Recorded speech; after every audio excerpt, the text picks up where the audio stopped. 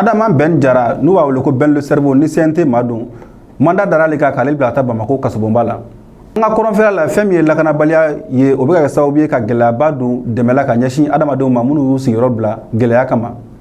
Gawokaw fɛ yen nɔ chauffeur ka lafasalitɔ ɲɛmɔgɔ i b'a ye k'a fɔ ko ale kun minɛra marifatigiw fɛ olu bilala a n'a jɛɲɔgɔn bɛɛ lajɛlen. Manantali funankɛni dɔ ni a si bɛ taa san 4 bɔɲɔngo la ale tora ji la piscine na. N balimaw aw bisimila aw ka dɔn kibaru kɛnɛ kan.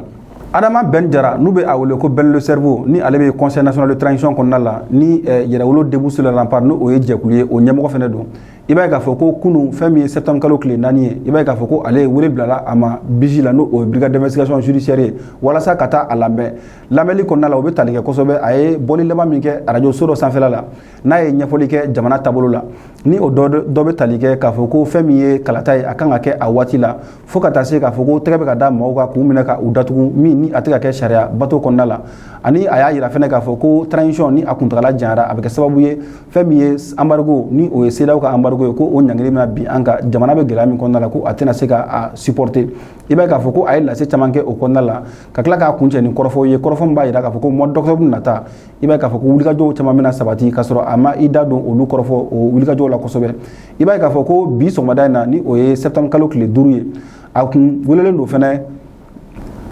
i b'a ye k'a fɔ ko a sira brigade d'investigation judiciaire la sɔgɔmada in na u ye wulikajɔ sabati ka na fɛn min ye procureur fɛ yen nɔ min ka baara bɛnnen don bɔlɔlɔsiraw fɛ waleya minnu bɛ kɛ yen nɔ a nana o fɛnɛ ka lamɛnli kɔfɛ donc i b'a ye k'a fɔ ko o ye mandat da a kan ka bila ka taa Bamako kasobonba la sani a ka kiiri cɛ min ni o labɛnnen don juma nata ma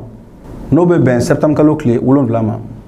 An ka kɔrɔnfɛla la fɛn min ye jatigɛwale tigilamɔgɔw ka wulikajɔ okumu kɔnɔna la i b'a ye k'a fɔ ko lakanabaliya o bɛ ka fanga sɔrɔ kosɛbɛ o kɛra sababu ye fɛn min ye an ka population maa ba 30 kɔ olu y'u sigiyɔrɔ bila Tawudeni région ani Tɔnbukutu région olu y'o bila walasa ka taa an dafɛ jamana minnu bɛ yen nɔ ka taa sigi yen nɔ. Ni kibaruya in sɔrɔla ka bɔ Nations Unies ka bolofara la min ni ale bɛ dɛmɛ ta ka ɲɛsin buna adamadenw ma. O bolomafara kelen a y'a yira k'a fɔ ko fɛn min ye du 6000 kɔ ko olu de y'u sigiyɔrɔ bila k'a sabu kɛ blocus ye ni o ye gɛrɛntɛ ye marifatigiw kɛlen ka min ta ka o sigi Tɔnbukutu ka a donna n'a bɔda bɛɛ lajɛlen na ni o kɛra sababu ye ka fɛnw bɛɛ lajɛlen ka a da gɛlɛya ka sigi yɛrɛ gɛlɛya kosɛbɛ Tɔnbukutu mara kɔnɔna la o kɛra sababu ye maaw y'u sigiyɔrɔ bila maa camanba de y'u sigiyɔrɔ bila ka taa sigi fɛn min ye an dafɛ jamana minnu bɛ yen nɔ ka taa sigi yen nɔ i b'a ye k'a fɔ ko o lakanabaliya kelen sababu la fɛn min ye dɛmɛjɛkulu minnu bɛ yen nɔ caman bɛ yen nɔ u ye dɔ b'u ka baara la walima u y'a jɔ k'a sababu kɛ lakanabaliya sababu ye. Alisa o kɔrɔnfɛla kelen na i b'a ye k'a fɔ ko fɛn min ye menaka ye i b'a ye k'a fɔ ko baloko gɛlɛya a bɛ ka se yen nɔ kosɛbɛ o bɛɛ bɛ tali kɛ gɛrɛntɛwale la min talen don ka sigi dugu ninnu kan k'a sababu kɛ jatigɛwale tigilamɔgɔw ka wulikajɔ okumu kɔnɔna ye i b'a ye k'a fɔ ko société civile ɲɛmɔgɔ y'a yira k'a fɔ ko balo minnu ni a bɛ ka don a tɛ ka bɔli kɛ a tɛna se ka dugudenw nabɔ sabula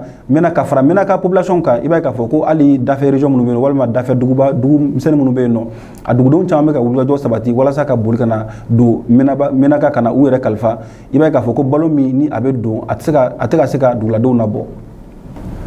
Gawokaw fɛ yen nɔ olu ka chauffeur minnu bɛ yen nɔ u ka lafasalitɔ o ɲɛmɔgɔba i b'a ye k'a fɔ ko tɛgɛ kun dara o kan ani a ka passager bɛɛ lajɛlen fɛn min waleya in kɛra marifatigilamɔgɔw fɛ ni o ye jatigɛwale tigilamɔgɔw ye i b'a ye k'a fɔ ko tɛgɛ kun dara olu kan.